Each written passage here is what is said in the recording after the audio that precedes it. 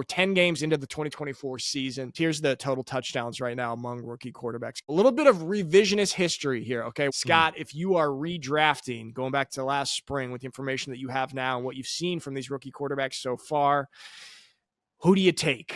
This is a tough one because it's easy to just quickly say Jaden Daniels because he looks like he might be a good version or a carbon copy of what Lamar was, but he's performing at such a high level at an organization that the fact that he has brought them out of the darkness that was the Commanders past couple of years, it is incredible to see.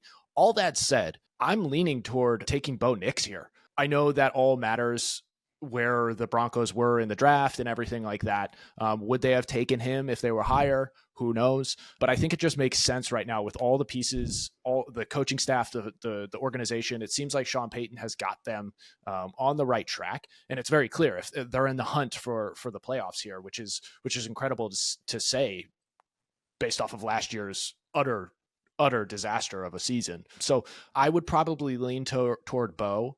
But when push comes to shove, I might pull the trigger on Jaden just because of what we've seen from him.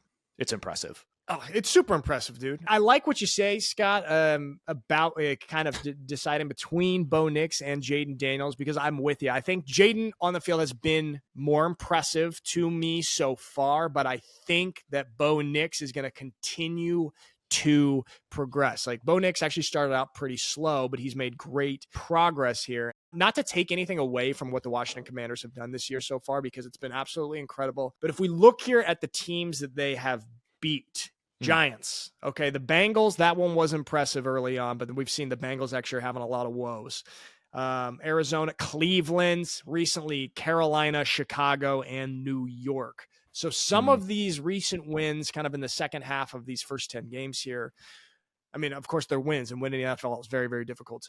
But is there potential fraud alerts for the Washington Commanders? Well, first off, I am not appreciative of the way in which you said Cleveland. But on top of that, I would say there's probably some truth in this. Like I always take it with a grain of salt with organizations that come out of from nothing to something the following year. It's like, you know, the old ways are going to creep back in some way, shape or form, because it's not like fully extracted from the organization. So I am still holding out judgment on the Commanders and Jaden Daniels, one, because of that reason. And then two, like, look, Jaden, for how well he's playing, he's still a rookie. So there will be, unless he's even better than CJ and going to be something incredible moving forward, you got to imagine that there's going to be a moment where he fumbles, for lack of a better term, in some way, shape or form. And it might cost the team their opportunity. So I don't ever put all my eggs in one basket when we're talking about a rookie, because it's inevitable that something's going to crop up and a stick is going to fly in their spoke of the bike right now. So